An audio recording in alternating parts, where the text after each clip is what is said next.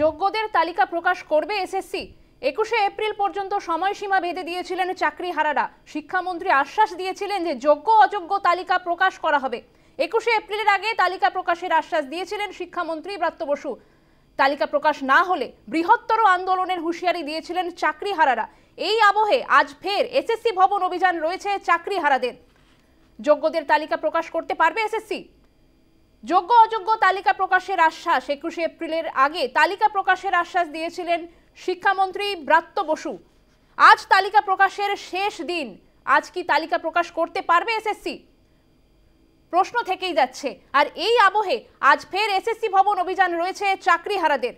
আলাদা হবে যোগ্য অযোগ্য তালিকা কি প্রকাশ করতে পারবে এসএসসি? আজই এসএসসির যোগ্য অযোগ্য তালিকা প্রকাশের শেষ দিন। 21শে এপ্রিলের আগে তালিকা প্রকাশের আশ্বাস দিয়েছিলেন শিক্ষামন্ত্রী। তালিকা প্রকাশ না হলে বৃহত্তর আন্দোলনের হুঁশিয়ারি দেওয়া হয়েছিল চাকরিহারাদের তরফ থেকে। আজ ফের আন্দোলনের ডাক দেওয়া হয়েছে চাকরিহারাদের তরফ থেকে। আপনারা সকলেই জানেন, সুপ্রিম কোর্টের কলমের খোঁচায় বাতিল হয়ে গেছিল প্রায় 26,000 শিক্ষক অশিক্ষকদের চাকরি।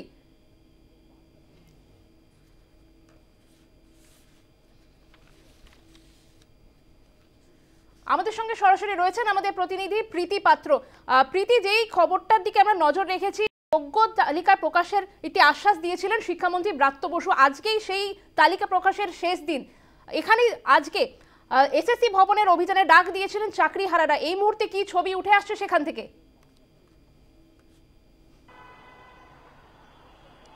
দেখা একেবারে এই মুহূর্তে আমরা এসএসসি ভবনের সামনে রয়েছে। যেহেতু চাকরিহারাদের আজ করুণাময়ী বাস স্ট্যান্ড থেকে এসএসসি ভবন পর্যন্ত একটি মিছিলের আয়োজন রয়েছে। আমি তোমায় ছবিটা দেখাবো। একেবারে এসএসসি ভবনের সামনে একেবারে কিন্তু একেবারে পুলিশে ছয়লাভ। কারণ এর আগেও আমরা যখন দেখেছিলাম 11ই এপ্রিল চাকরিহারারা তারা মিছিল করছিলেন, তখনও কিন্তু ঠিক এইভাবেই একেবারে গোটা এসএসসি ভবন চত্বর কিন্তু পুলিশের নিরাপত্তায় মুড়ে ফেলা হয়েছিল।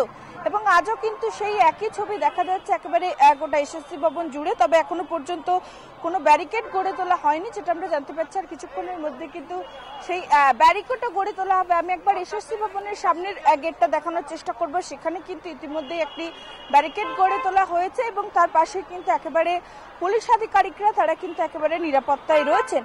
তোমার মনে থাকবে 11ই এপ্রিল তারা এসএসসি ভবন অভিযান করেন এবং তারপরেই কিন্তু শিক্ষামন্ত্রী ব্রাত্য বসুর সঙ্গে তাদের একটি বৈঠক হয় এবং সেই বৈঠকে তাদেরকে বলা হয়েছিল যে 21শে এপ্রিল অর্থাৎ সোমবারের 2 সপ্তাহের মধ্যে কিন্তু তাদের যে যোগ্য অযোগ্যদের তালিকা রয়েছে সেই যোগ্য অযোগ্যদের তালিকা কিন্তু আইনি পরামর্শ নিয়ে প্রকাশ করবে এসএসসি।